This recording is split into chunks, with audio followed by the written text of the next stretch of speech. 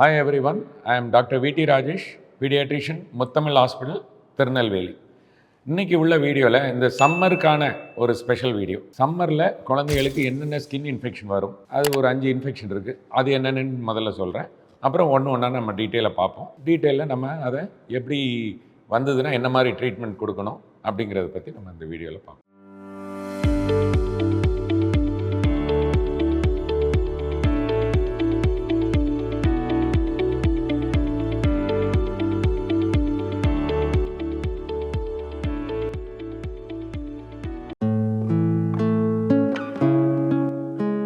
சம்மர்னாலே sweating.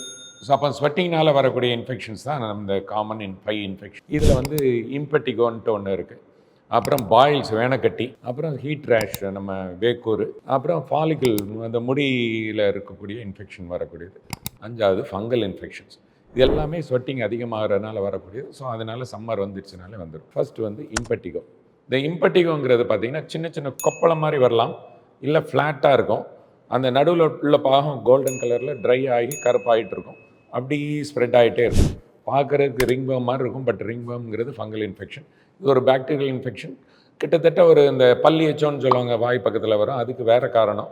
அதை மாதிரி மூக்கு பக்கத்தில், நெற்றியில் வரலாம், இல்லை கையில் கூட வரலாம். ஒரு இடத்துல பட்டதுன்னா அடுத்த இடத்துல பஸ் படும்போது அந்த இடத்துல ஸ்ப்ரெட் ஆகும். அங்கேருந்து இங்கே வரலாம். இப்படி ஸ்ப்ரெட் ஆகிட்டே இருக்கும். இது போக இன்னொன்று இருக்குது, பயோடர்மான்ட்டு, காலில் கையில் அடிபட்டு வரக்கூடியது. அது வேறு கண்டிஷன். இது வந்து இம்பெட்டிகோ யூஸ்வலாக ஃபேஸில் தான் வரும். ஹீல் ஆனதுக்கப்புறம் அந்த ஸ்கார் எதுவுமே இருக்காது. ஒரு 2-3 மாதம் கழித்து பார்த்தீங்கன்னா எந்த இடத்துல அந்த புண்ணு வந்தது அப்படிங்கிறதே போயிடும். இது சின்னதாக சிம்பிளாக இருந்ததுன்னா நல்ல பீட்டாடின்ங்கிற அயோடின் ப்ரிப்பரேஷன் வச்சு நல்லா தொடச்சி எடுத்து டாக்டர் எழுதி கொடுக்குற ஆயின்மெண்ட்டை ரெகுலராக போட்டிங்கனாலே போயிடும். கொஞ்சம் எக்ஸ்டென்சிவாக இருக்குது, ரொம்ப நாளாக இருக்குது, பெருசாக இருக்குது அப்படின்னா உங்களுக்கு ஓரல் ஆன்டிபயோட்டிக்கும் டாக்டர் சேர்த்து எழுதி கொடுப்பாங்க. ஒரு 5 நாளோ 8 நாளோ கொடுத்து ஸ்கின்னையும் நல்லா கேர் பண்ணிக்கிட்டிங்கன்னா இது ஹீல் ஆகிடும். அடுத்ததாக வரக்கூடியது நம்ம பாயில்ஸ் பார்ப்போம். பாயில்ஸ்னால் வேனக்கட்டி பேர்லேயே இருக்குது. வேனல் நேரம், வெயில் நேரத்தில் வரக்கூடியதான் வேனல் கட்டி. பொதுவாக நெற்றியில் இருக்கும், கொப்பளமாக இருக்கும், தலையில் ஃபுல்லாக இருக்கலாம். ஸோ குழந்தைங்க ரொம்ப கஷ்டப்படுவாங்க. ஒரு சில குழந்தைங்களுக்கு ரிப்பீட்டடாக வரும். சம்மர் வந்துடுச்சுனாலே வந்துடும். அப்போ இவங்களுக்கு ஸ்வெட்டிங்கே ஆக விடக்கூடாது. குளிரான இடத்துல வச்சுருங்க, லூஸ் கிளாத்திங் போடுங்க, தலை ஃபேஸ் அட்லீஸ்ட் ஒரு 2-3 தடவை வாஷ் பண்ணுங்கள். அந்த சின்ன சின்ன வேக்கூர் இருக்கும்போதே நல்ல ட்ரீட்மெண்ட் கொடுங்க. சின்னதாக இருக்கும்போதே நம்ம டாக்டர்கிட்ட பார்த்து ஆயின்மெண்ட்டை போட்டுட்டு பெருசாக விட்டுறாதுங்க. ஏன்னா அந்த வேனக்கட்டி பெருசாகிட்டுனா அந்த ஆப்சஸ் வந்து வெளியே வந்தால் தான் ஹீல் ஆகும். அப்போ தானாக உடஞ்சி வெளியே வரலைன்னா சர்ஜரி ஐஎன்டி பண்ணுவோம், இன்சிஷன் அண்ட் ட்ரைனேஜ் பண்ணால் தான் அது க்யூர் ஆகும். ஸோ அதனால் இந்த பாயில்ஸ் வந்து சின்னதாக இருக்கும்போதே நம்ம அதை வந்து கேர் எடுத்துக்கணும்.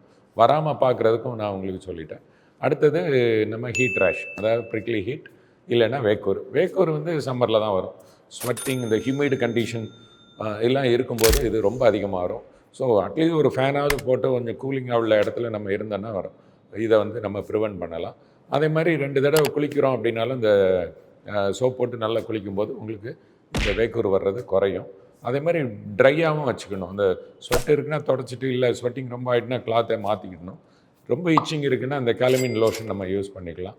ஸோ இதுதான் அந்த இதுக்குள்ளே வேக்கூருக்குள்ளே first aid tips. Anti fungal powders இருக்குது, இதையும் யூஸ் பண்ணாலும் இது வராமல் நம்ம பார்த்துக்கலாம். ஃபாலிகுலைட்டிஸ் வந்து ஹேர் ஃபாலிகல்ஸில் வரக்கூடியது. அது கொஞ்சம் ரேர் தான், பட் வந்ததுன்னா அந்த ஹேர் ஃபாலிகல்களில் அந்த ஹேரை புல் பண்ணிட்டோம்னா அந்த பஸ் வெளியே வந்துடும்.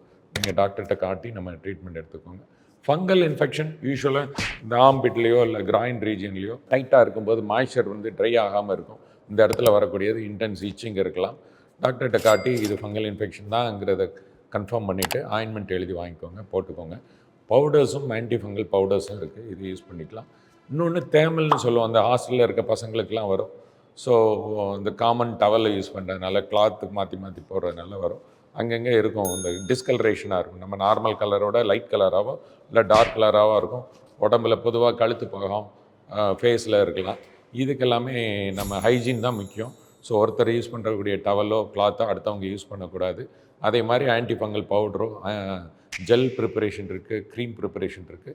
உங்கள் டாக்டர்கிட்ட எழுதி வாங்கி அதை யூஸ் பண்ணுங்கள். நம்ம இதை வந்து ப்ரிவென்ட் பண்ணிக்கலாம்.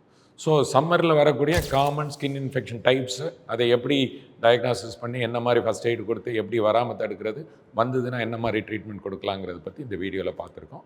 வேறு எதுவும் உங்களுக்கு இதில் சந்தேகம் எதுவும் இருந்ததுனாலும் கமெண்ட் செக்ஷனில் மென்ஷன் பண்ணுங்கள். இந்த மாதிரி வேறு எதுவும் வீடியோஸ் எதுவும் வேணும்னாலும் எனக்கு கமெண்ட் செக்ஷனில் மென்ஷன் பண்ணுங்கள். உங்களுக்கு அப்டேட் பண்ணுறேன். நன்றி, வணக்கம்.